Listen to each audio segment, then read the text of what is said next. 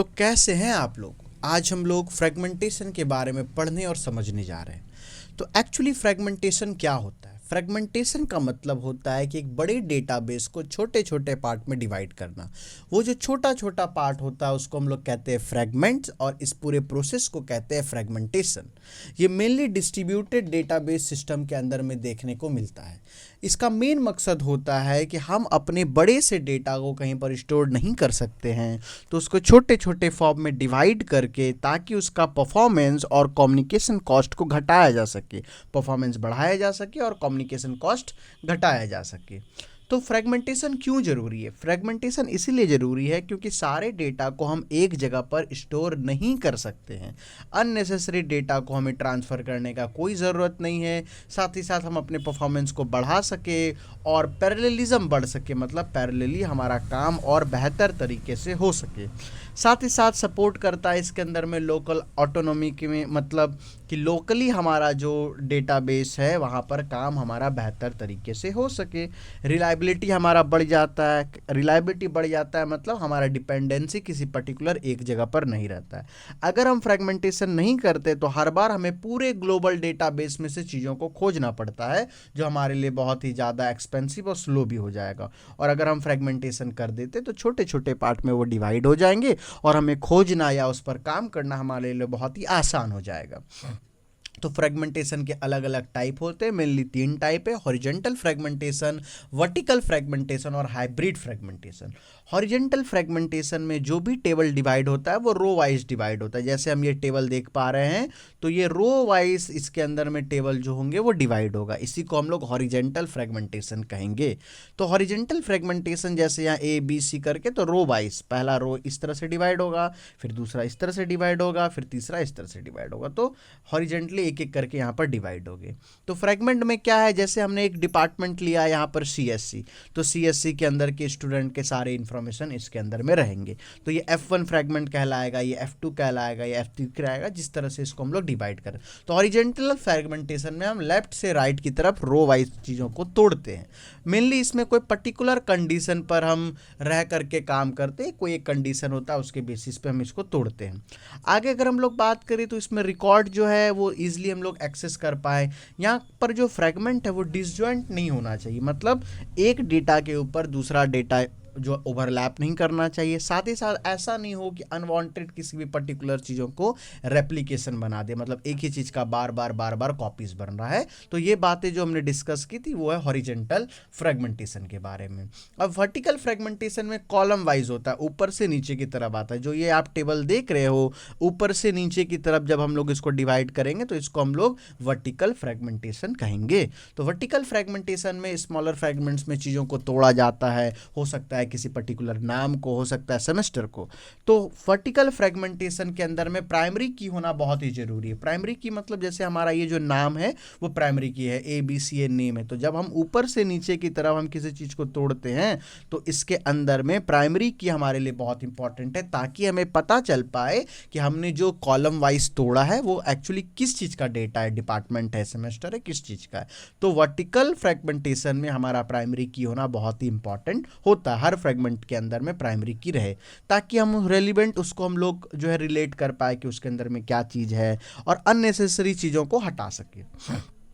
अगर हम लोग हाइब्रिड फ्रेगमेंटेशन की बात करें तो हाइब्रिड फ्रेगमेंटेशन मतलब हॉरिजॉन्टल और वर्टिकल दोनों। पहले हम लोग हॉरिजॉन्टल फ्रेगमेंटेशन लगाएंगे, साथ ही साथ उसके अंदर में वर्टिकल फ्रेगमेंटेशन लगा करके छोटे छोटे फ्रेगमेंट्स को तोड़ेंगे। इसके अंदर में हाई फ्लेक्सिबिलिटी रहेगा, इजीली हम चीज़ों को यूज़ कर पाएंगे और डेटा को एक्सेस कर पाए। तो क्या क्या प्रॉपर्टीज़ फ्रेगमेंटेशन का रहता है? फ्रेगमेंटेशन के अंदर में मेनली 3 प्रॉपर्टीज़ है जो बहुत ही इंपॉर्टेंट है। सबसे पहला कंप्लीटनेस है। तो अगर आपसे एग्जाम में पूछता है कि क्या क्या प्रॉपर्टीज़ होना चाहिए, ये बहुत इंपॉर्टेंट पार्ट है फ्रेगमेंटेशन का। तो सबसे पहला है कंप्लीटनेस, मतलब जितना भी डेटा जो ग्लोबली रहेगा वो एक फ्रेगमेंट में ही आना चाहिए, कोई डेटा लॉस नहीं होना चाहिए और कोई भी डेटा का एक से अधिक कॉपी नहीं बनना चाहिए। दूसरा हम लोग बात करते हैं रिकंस्ट्रक्शन का, मतलब ये पॉसिबल है कि ओरिजिनल टेबल जो फॉर्म हो, मतलब हॉरिजेंटली या वर्टिकली जब उसको तोड़ रहे हैं तो कंबाइन करने से ओरिजिनल टेबल आ सके। मान के चलते हमारे पास एक एक टेबल है, तो इस टेबल को जब हम लोग तोड़ेंगे तो इस टेबल को अगर छोटे छोटे पार्ट में हम लोग तोड़ रहे हैं तो तोड़ने के बाद जब हम इसको जोड़ेंगे तो ये ओरिजिनल टेबल आना चाहिए। इसी को हम लोग रिकंस्ट्रक्शन कहते हैं। डिसजॉइंटनेस क्या होता है? फ्रेगमेंट ओवरलैप नहीं करना चाहिए, मतलब कोई भी टपल इसके अंदर में जो मल्टीपल फ्रेगमेंट है, कोई भी मल्टीपल कॉपीज इसका नहीं बनना चाहिए। अगर फ्रेगमेंटेशन की प्रोसेस की बात करें तो एक बेहतर फ्रेगमेंटेशन किस तरह से होता है, किसको हम बोलेंगे कि एक गुड फ्रेगमेंटेशन है? सबसे पहले हम पैटर्न को समझते हैं कि किस साइज को किस तरह से तोड़ना है।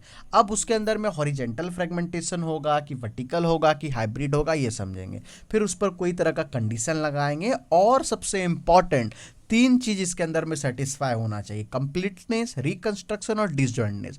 अब कंप्लीटनेस का क्या मतलब है? इसके अंदर जो भी आइटम है वो एक ना एक फ्रेगमेंट में रहना ही चाहिए। मतलब हमने जो टेबल बनाया है उस टेबल को जब हमने तोड़ा तो इसका एक पार्ट हमारे छोटे वाले पार्ट में रहना चाहिए। ऐसा ना हो कि हमने तोड़ दिया लेकिन इसका कुछ पार्ट मिसिंग हो गया।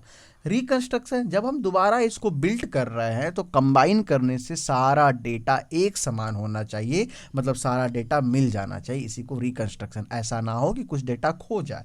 डिसजॉइंटेंस का मतलब है कि हर आइटम जो है सिर्फ एक ही फ्रेगमेंट में रहे, एक से अधिक फ्रेगमेंट में ना रहे, एक से अधिक रेप्लिका इसका ना बने। आगे हम लोग बात करते हैं फ्रेगमेंटेशन और एलोकेशन के बाद ये प्रॉपरली फिट हो जाना चाहिए फ्रेगमेंट के बाद, क्योंकि हम लोग फ्रेगमेंटेशन के बाद एलोकेशन करते हैं तो इस तरह से तोड़ना है कि वो अपनी अपनी जगह पर जाकर के सेटल हो जाए। एग्जाम्पल फ्रेगमेंटेशन क्या है कि हॉरिजेंटल फ्रेगमेंटेशन है तो मान लीजिए हम लेफ्ट से राइट की तरफ अगर किसी चीज़ को डिवाइड कर रहे हैं तो एक लोकेशन के बेसिस पर हो सकता है। वर्टिकल एग्जाम्पल में हमको याद रखना है कि हमारा प्राइमरी की जो टेबल का सबसे ऊपर में रहता है, जैसे नेम है, नेम के नीचे में नाम रहता है रमन, मोहन, सोहन, है ना, आदित्य, रवि, तो ये सब जो नाम है उसके ऊपर में क्या रहता है? नेम। वो वर्टिकल फ्रेगमेंटेशन में वो प्राइमरी की इसके अंदर में रहना ही चाहिए।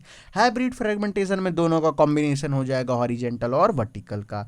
हॉरिजेंटली स्प्लिट कर जाएगा और चीज़ें फिर आपस में कंबाइन करेगी। फ्रेगमेंटेशन क्यों करते हैं? ताकि हमारा परफॉर्मेंस बढ़ पाए, क्वेरी हमारा रन फास्टर, क्योंकि अगर हम पूरे डेटाबेस में चीज़ों को खोजेंगे तो हमारे लिए खोजना बहुत ही मुश्किल हो जाएगा। लेकिन वहीं पर अगर हम लोग फ्रेगमेंटेशन कर देते हैं तो फ्रेगमेंट को एक्सेस कर पाना हमारे लिए बहुत ही ज़्यादा आसान होता है, आसानी से इसको कर सकते हैं। बेटर पैरेललिज्म हो, मतलब क्वेरीज हम जो है आसानी से चला सकते हैं। हाई रिलायबिलिटी हो, एक फ्रेगमेंट अगर फेल भी कर जाता है तो दूसरा फ्रेगमेंट को हम आसानी से मिल सके। लोकल ऑटोनोमी की बात करें तो ईच साइट अपने डेटा को आसानी से मैनेज करता है। डिसएडवांटेज क्या है फ्रेगमेंटेशन का? फ्रेगमेंटेशन का डिसएडवांटेज ये है कि इसको कॉम्प्लेक्स है बनाना, क्योंकि किस तरह से इसको तोड़ेंगे, किस तरह से एक्सेस करेंगे, थोड़ा मुश्किल होता है। क्वेरी प्रोसेसिंग इसके अंदर में बहुत ज़्यादा करना पड़ता है। साथ ही साथ कभी कभी इनकंसिस्टेंट फ्रेगमेंट बन जाता है, मतलब प्रॉपर जो टुकड़ा टूटता है वो सही से टूटता नहीं है, कभी कभी हाईली लोडेड हो जाता है। अब बात करते हैं कि फ्रेगमेंटेशन और रेप्लिकेशन में अंतर क्या है। तो फ्रेगमेंटेशन में एक्चुअली चीज़ों को तोड़ते हैं और रेप्लिकेशन में कॉपीज़ बनाते हैं। स्टोरेज ये कम करने के लिए किया जाता है, क्योंकि छोटे पार्ट में तोड़ रहे हैं, इसमें स्टोरेज को बढ़ाने के लिए किया जाता है। ये लोकलाइज्ड होता है, ये फास्टर होता है, ये डिपेंडेंट नहीं रहता, ये हाईली डिपेंडेंट रहता है। अपडेशन कॉस्ट इसमें कम होता है, इसमें अधिक होता है। तो ये सब कुछ बातें थी फ्रेगमेंटेशन के बारे में। अगर पूरे चीज़ों को फ्रेगमेंटेशन को छोटे पार्ट में समझना है तो फ्रेगमेंटेशन का मतलब होता है बड़े डेटाबेस को छोटे छोटे पार्ट में तोड़ना, चाहे हॉरिजेंटली तोड़ना, चाहे वर्टिकली तोड़ना, या दोनों को कंबाइन करके तोड़ना, जिसको हाइब्रिड कहते हैं। इससे होता क्या है कि हमारा जो भी रिक्वायरमेंट है वो प्रॉपर इंप्रूव हो पाता है, उसका परफॉर्मेंस और ऑटोनोमी रहता है, ताकि अपना अपना इंडिविजुअल वेबसाइट भी बेहतर तरीके से काम कर पाए। इसलिए डिस्ट्रीब्यूटेड डेटाबेस के अंदर में फ्रेगमेंटेशन एक बहुत ही इंपॉर्टेंट पार्ट है। अगर आपको वीडियो थोड़ा भी हेल्पफुल लगा, मज़ेदार लगा, तो आप कमेंट सेक्शन में यस लिखिए और हमारे साथ बने रहिए, सपोर्ट कीजिए, और अपना जो भी इच्छाएं हैं, चीज़ें आप बताना चाहते हो, आप आसानी से बता सकते हो। Thank you so much.